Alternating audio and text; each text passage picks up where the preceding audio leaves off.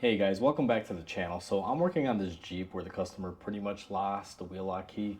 I had to take them off all of the tires and now I'm taking it off the spare. Right now it just dawned on me to make a video about this, so I kind of started on this, but I'll just kind of give you guys a little synopsis of how to do this. So essentially what you want to do is take like a cutter wheel. This is my method, just how I do it at the shop. So this is an air tool, it's called a cutter wheel. You're going to want to take this and basically cut a line through it. Now you can kind of see I've already gone ahead and done that. While I was doing this, I kind of told myself, hey, this will make a great video. So I kind of stopped and took you guys in now. So I made my line there, and then what you're going to want to do is basically take a chisel, or in my case, I'm going to be using a hair hammer. And what you're going to want to do basically is turn it while vibrating it. Now, for those of you that are not familiar, the way an air hammer works is basically this bit in here. What it does, it hammers it. It does it really quick. Let me show you an example. So when you push this and the spring pressure hits, it's like a hammer. So what you're going to want to do is basically line it up at an angle, and you're just going to want to burst it like this. So as you guys can kind of see there, it started to move. So let me just continue.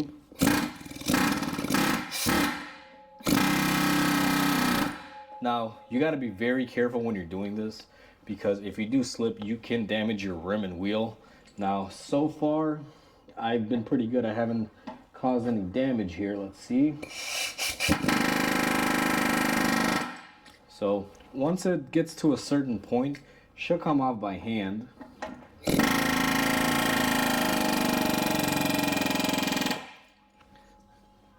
A little more. So there you go.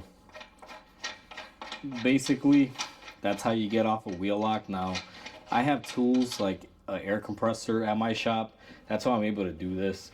But if you look closely at this, basically I cut a groove, and then with the air hammer, let me get the bit out here, kind of give you guys a tutorial. So a nice close-up is, if this is on there and you cut your groove, you're going to come in with your bit, your chisel bit, and basically you're going to go in at an angle. And what you're trying to do is you're hitting it and spinning it off. Now, you got to be careful. Notice that I made this look easy. There's no damage on this wheel. Sometimes if you slip, you can easily catch the side of it. Now, you got to explain that to your customers, or if it's your car, just know that that is a possibility, and make sure you can live with it before you attempt it. Otherwise, don't attempt it. Take it to a professional to get it done. But essentially, that's how you get them off once you lose the key. There are other methods like sockets and things of that nature, but I'll be honest with you, I've never had luck with those. They always tend to break. So this is the method that I use. I always started off by telling my customer, like, hey, I could get them off. I got to chisel them and air hammer them off. There's a potential that I could, scratch up the wheel just a tiny bit.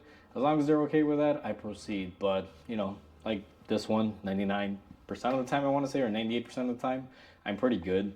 I don't get any hits or any scratches on the wheel.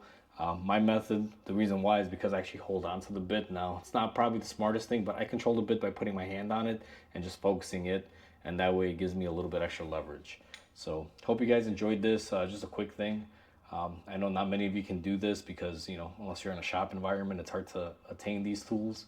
But hopefully this was kind of entertaining for you guys and see how we do it here on the shop level. So with that said, if you guys like my content, please comment, like, and subscribe, and I'll catch you guys on the next one. You guys have a wonderful day.